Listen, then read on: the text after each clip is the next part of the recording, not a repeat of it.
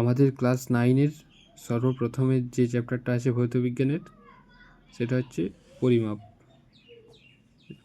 দেখতেই পাচ্ছ। এই চ্যাপ্টারটা তোমরা একটু স্পর্শভাবে ক্লাস 11-এর প্রথম চ্যাপ্টার হচ্ছে মেজারমেন্ট মানে পরিমাপই। ওই চ্যাপ্টারটা কিন্তু একটু স্পর্শভাবে, আর এমনিতেও এই চ্যাপ্টারটা আমাদের পরের চ্যাপ্টারটা পড়তে, অর্থাৎ বল ও গতি, এমনকি ক্লাস 10-এ 11, 12 ফিজিক্স পড়তে গেলে এই চ্যাপ্টারটা দরকার হবেই হবে, যাই হয়ে যাক না কেন। ফিজিক্স কেন, তোমার ডেলি লাইফ, সাধারণ জীবনযাপনের ক্ষেত্রেও এই চ্যাপ্টারটা ব্যবহার করা হয়ে থাকে। তাহলে চলো আর বেশি কথা না বলে শুরু করছি। দেখো, আমরা পড়বো কি আজকে? পরিমাপ। আমাদেরকে পরিমাপ জিনিসটা কি সেটা জানতে হবে।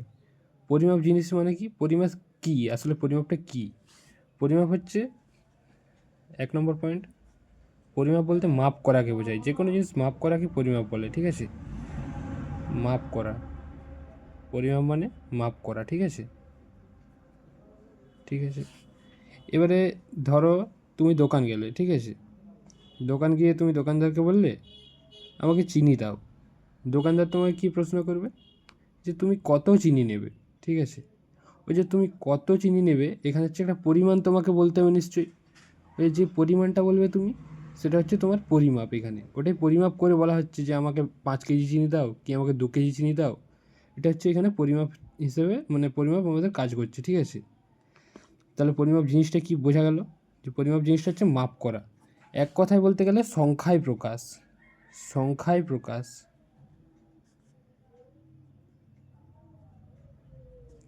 যেমন ধরো এটা কি সংখ্যায় প্রকাশটা, যেমন 5 কেজি, এই যে এখানে তুমি সংখ্যায় প্রকাশ করছো, এটা হচ্ছে আসলে পরিমাপ, ঠিক আছে? এরপর হয়তো তোমার মনে কোশ্চেন আসতে পারে যে আমরা পরিমাপ কেন পড়ব। এই যে আমি কোশ্চেনটা লিখে দিয়েছি যে আমরা পরিমাপ কেন পড়ব, সেটা এবারে আমাদেরকে জানতে হবে। পরিমাপ আমাদের কী কাজে লাগবে, আমরা কেন পড়ব? এটা হচ্ছে 1 নম্বর পয়েন্টে আমি কি বলতে পারি, যে কোনো জিনিসের সঠিক পরিমাণ বোঝাতে, কোনো জিনিসের, কোনো দ্রব্যের, লিখে দিই, দ্রব্যের সঠিক পরিমাণ বোঝাতে। দেখো, এই ধরনের কোশ্চেন তোমার পরীক্ষায় আসবে না, ঠিক আছে? তোমাকে জিনিসটা জানতে হবে, বুঝতে হবে, ঠিক আছে? তাই জন্য এই সমস্ত কোশ্চেনগুলো আমরা জানছি। কোনো জিনিসের সঠিক পরিমাণ বোঝাতে। ধরো তুমি বলে দিলে যে আমাকে চিনি দাও, এটা পরিমাণটা তো বলতে হবে না, ওই সঠিক যে পরিমাণটা ওটাই বোঝাতে হচ্ছে আমাদেরকে এখানে পরিমাপটা ব্যবহার করা হয়ে থাকছে। এবারে আমরা কি পড়ব? এবারে আমরা যেটা দেখব যে পরিমাপ না থাকলে আমাদের কি অসুবিধা হতো। তুমি সাপোজ ভাবো যে তুমি হয়তো পরিমাপ জানো না, ঠিক আছে? তোমাকে বাড়ি থেকে 10 টাকা দিয়ে পাঠিয়েছে দোকান, যে তুমি চাল কিনে আনো। সেখানে গিয়ে তুমি দোকানে বললে যে আমাকে 10 টাকার চাল দাও। তুমি জানো না যে 10 টাকায় কত কী চাল হবে কিংবা কিছু। ধরো তোমার 10 টাকায় অ্যাকচুয়ালি চাল হয় 500 গ্রাম, তোমাকে সেখানে দোকানি ঠকিয়ে দিয়ে দিল 350 গ্রাম। তুমি বুঝতেও পারলে না, সুন্দর বাড়ি নিয়ে চলে এলে। তাহলে এখানে তুমি ঠকে গেলে। আবার ধরো দোকানদার ঠিকঠাক জানল না যে পরিমাণটা কত, সেখানে দোকানদার ধরো তোমাকে 500 গ্রাম চাল হয়, সেখানে তোমাকে দিয়ে দিলে 700 গ্রাম চাল, সেখানে দোকানদার ঠকে যাবে। এটার জন্য আমাদেরকে পরিমাপ না থাকলে আমাদের এই সমস্যার সম্মুখীন হতে হতো, ঠিক আছে? বুঝতে পারলে? তাহলে এই অ্যান্সারটা যদি লিখতে হয় তাহলে কী লিখবো? এটাই লিখে দেবো, কিন্তু এটা একটু মডিফাই করে লিখবো, যে কোনো জিনিসের সঠিক পরিমাণ বোঝাতে পারতাম না।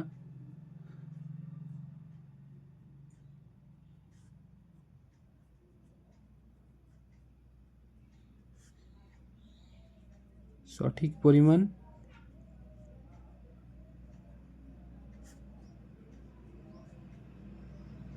বোঝাতে পারতাম না।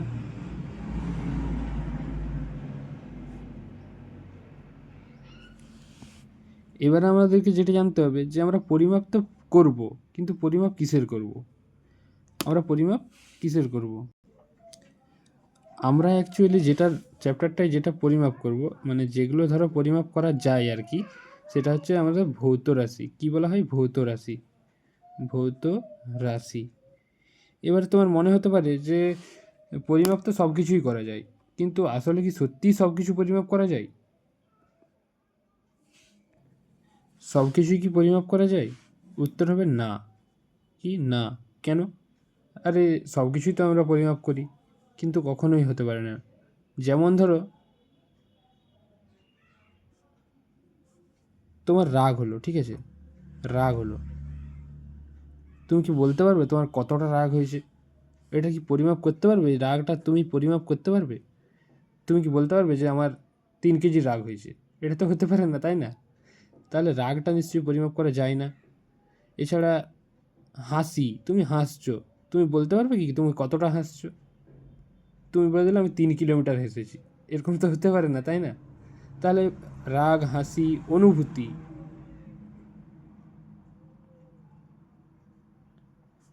ইত্যাদি, এগুলো আসলে পরিমাপ করা যায় না, ঠিক আছে? এরপরে আমাদেরকে যেটা জানতে হবে, আমরা যে এখানে ভৌত রাশি বললাম, ভৌত রাশি, এই ভৌত রাশি জিনিসটা কি?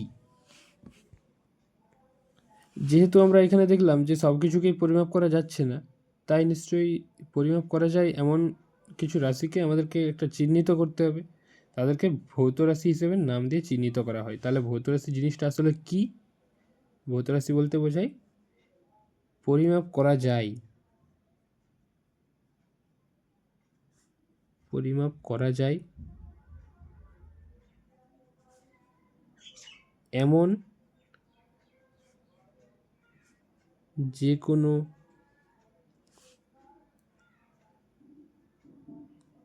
প্রাকৃতিক বিষয়কেই আমরা ভৌত রাশি বলবো।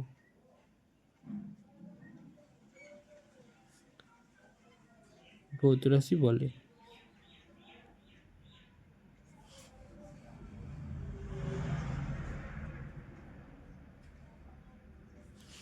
বোঝা গেল যে আমরা পরিমাপ করতে পারবো, পরিমাপ করা যায়, ঠিক আছে, এমন যে কোনো প্রাকৃতিক বিষয়। ধরো তুমি এই যে ভরটা পরিমাপ করলে, এই চিনির এখানে উপরেই তুমি চিনির ভর পরিমাপ করলে, ঠিক আছে, চালের ভর পরিমাপ করলে, এই যে ভরটা পরিমাপ করলে, এটা হচ্ছে এক প্রকার ভৌত রাশি। এই যে এটা পরিমাপ করা যাচ্ছে, এটা হচ্ছে প্রাকৃতিক বিষয়, অর্থাৎ এটা হচ্ছে একটা ভৌত রাশির উদাহরণ হিসেবে আমরা ধরতে পারি।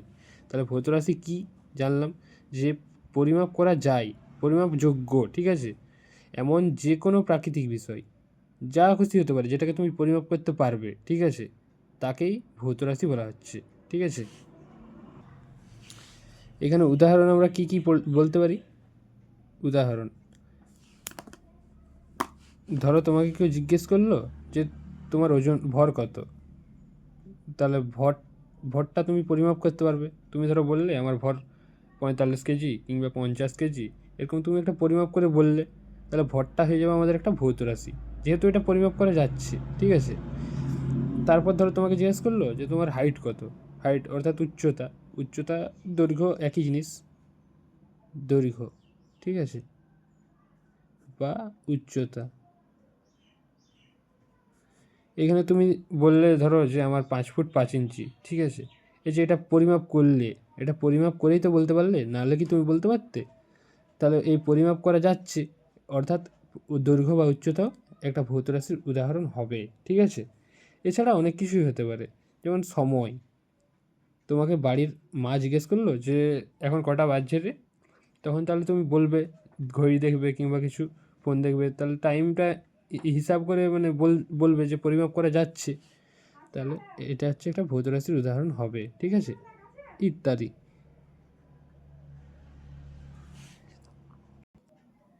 এরপরে আমরা একটা স্পেশাল পয়েন্টে আসবো, ঠিক আছে, স্পেশাল পয়েন্ট। ধরো তুমি দোকান গেলে, ঠিক আছে, দোকান গেলে তারপরে তুমি দোকানদারকে বললে যে আমাকে চিনি দাও, চিনি দাও 5 কেজি, ঠিক আছে। তাহলে তুমি এবার বলবে আমি তো চিনিটাকে পরিমাপ করলাম, তাহলে চিনিটা কি ভৌত রাশি? চিনি কি ভৌত রাশি?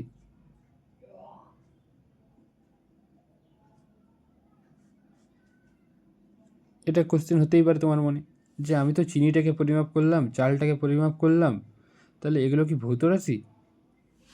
উত্তর হবে না, ঠিক আছে, কখনোই না। কারণ কি, তুমি চিনিটাকে পরিমাপ করোনি, চিনির ভরটাকে পরিমাপ করেছো, চিনির ভর, চিনিটাকে তুমি পরিমাপ করোনি। চিনির কখনোই পরিমাপ করে 5 কেজি হবে না। চিনির ভরটা হচ্ছে এখানে 5 কেজি, ঠিক আছে। ওই যে চিনির ভর, ভর এখানে আমরা আগেই বলে দিয়েছি, ভর হচ্ছে ভৌত রাশি। এবারে তুমি বললে আমাকে তো মাপ করা হলো, তাহলে আমার উচ্চতা 5 ফুট 5, তাহলে আমি কি এখানে ভৌত রাশি? না, তুমিও ভৌত রাশি হবে না। কারণ কি, যে এখানে তোমার উচ্চতাটা ভৌত রাশি, তোমার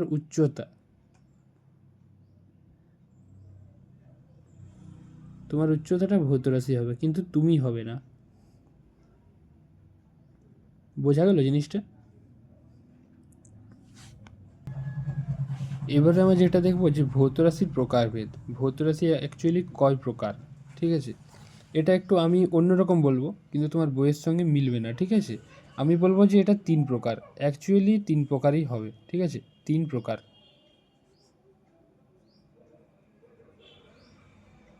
কিন্তু তোমার বইয়ে দেখবে দেওয়া আছে 2 প্রকার।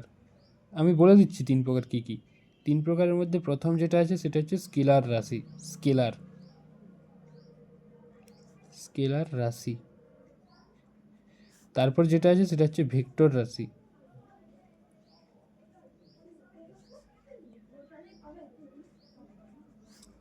আর 3 নম্বরে যেটা আছে সেটা হচ্ছে টেনসর রাশি, টেনসর। কিন্তু এটা তোমার বইয়ে নাই, ঠিক আছে। টেনসর রাশি এটা তোমার চ্যাপ্টারে নেই। তাহলে এইটা নিয়ে আমরা বেশি আলোচনা করব না, বেশি মাথা ঘামাবো না, যেহেতু আমার চ্যাপ্টারে নেই। তাহলে আমার এটা বেশি জানার দরকার নেই। এই আছে এটা জানলেই হবে যে 3 প্রকার টেনসর রাশি আছে, কিন্তু এটা নিয়ে আমরা বেশি আলোচনা করব না। এটাকে আমরা এখনই বাদ দিয়ে দিলাম, ঠিক আছে। বাদ দিয়ে দিলাম বলতে এটা নিয়ে আলোচনা হবে না, জানা থাকবে। এবারে আমরা সর্বপ্রথম যেটা আলোচনা করব সেটা হচ্ছে স্কেলার রাশি। স্কেলার রাশিটা অ্যাকচুয়ালি কী? স্কেলার রাশি হচ্ছে এমন এক প্রকার রাশি যার হচ্ছে কেবলমাত্র মান আছে, কিন্তু কোনো অভিমুখ নেই, দিক বা অভিমুখ থাকবে না কিন্তু, ঠিক আছে। তাহলে স্কেলার রাশির সংজ্ঞা পড়লে আমরা কী লিখব? ভালোভাবে গুছিয়ে লিখতে হবে একটু। যে সমস্ত ভৌত রাশির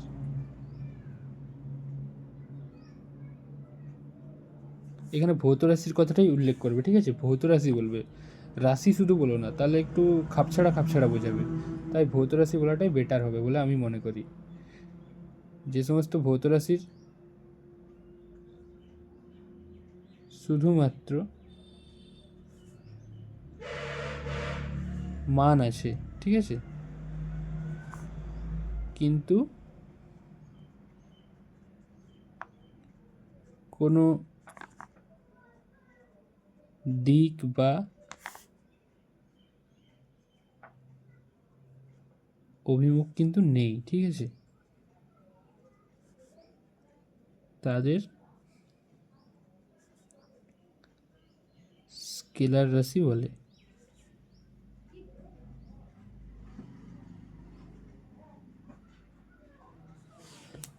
কি বললাম? যে সমস্ত ভৌত রাশির, মানে যে সমস্ত রাশিগুলোকে পরিমাপ করা যায়, ও তাদের মধ্যে যে যাদের হচ্ছে কেবলমাত্র মানটা আছে, মান, কিন্তু কোনো দিক নেই, কোন দিকে যাবে কোনো কিছু ওইসব দরকার নেই আমাদের এখানে, ঠিক আছে। সেটাকে আমাদেরকে বলা হচ্ছে কি, স্কেলার রাশি। এবারে যেমন উদাহরণ কি হতে পারে, যেমন যেমন ধরো ভর। তোমাকে জিজ্ঞেস করা হলো যে তোমার ভর কত, ঠিক আছে। এখানে তুমি শুধু বলবে যে আমার ভর 55 কেজি। এখানে তো তোমাকে বলতে হবে না যে আমার ভর পূর্ব দিকে 55 কেজি, উত্তর দিকে 55 কেজি, না পশ্চিম দিকে 55 কেজি। এটার দিকের কোনো প্রয়োজন নেই, কোন দিক প্রয়োজন নেই। তাহলে এটা হবে আমাদের স্কেলার রাশি, ঠিক আছে। এছাড়াও কি, সময়, সময়টাও কিন্তু আমাদের স্কেলার রাশি হবে। কারণ যদি ধরো তোমাকে জিজ্ঞেস করা হলো যে এখন কটা বাজে, তুমি তো আর এটা বলবে না যে এখন পূর্ব দিকে বাজছে 11টা, পশ্চিম দিকে বাজছে 12টা। এরকম তো হতে পারে না, একটা নির্দিষ্ট টাইম আছে, শুধু ওই মানটাই বলবে তুমি। তাহলে সময়টাও কিন্তু একটা স্কেলার রাশি হবে, ঠিক আছে। এবারে তাছাড়া আমরা কী উদাহরণ পাবো, যেমন ধরো কার্য, ঠিক আছে। কার্য জিনিসটা কি? ধরো তুমি কাজ করছো, তুমি একটা কাজ করছো, ওটা কি মানে দিক আছে কোনো? তুমি কি বলবে যে আমি পূর্ব দিকে কাজ করছি কিংবা পশ্চিম দিকে কাজ করছি? তুমি একটা কাজ করছো, ওটা মানে শুধু ওই কাজের পরিমাণটা বোঝাবে। এক্ষেত্রে দিকের কোনো দরকার নেই। এটা তো বলবে না যে আমি উপর দিকে কাজ করছি, আমি নিচের দিকে কাজ করছি, এটা তো হয় না। এটা শুধু মানটাই বোঝানো হয়, ঠিক আছে? এটা তাই কার্য হচ্ছে একটা স্কেলার রাশি হবে। আর শক্তি,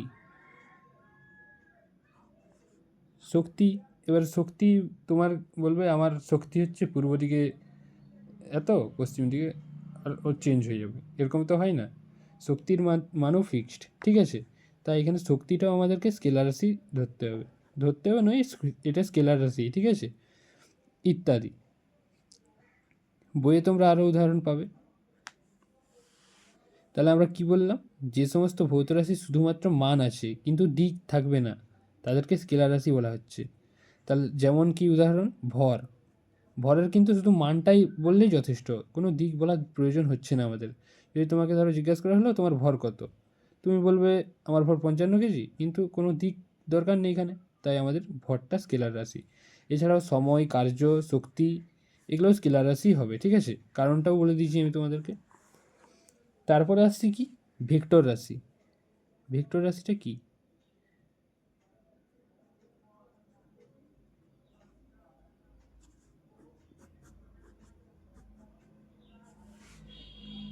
ভেক্টর রাশি কি?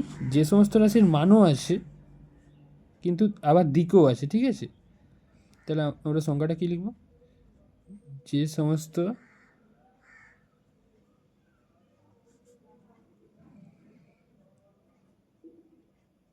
রাশির মান ও দিক উভয়ই বর্তমান, একটু ভালো ভাষায় বলতে গেলে তাদের ভেক্টর রাশি বলে।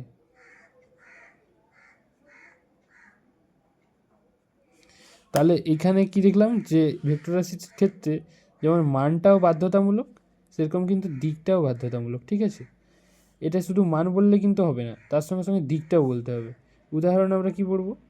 যেমন বল, ঠিক আছে?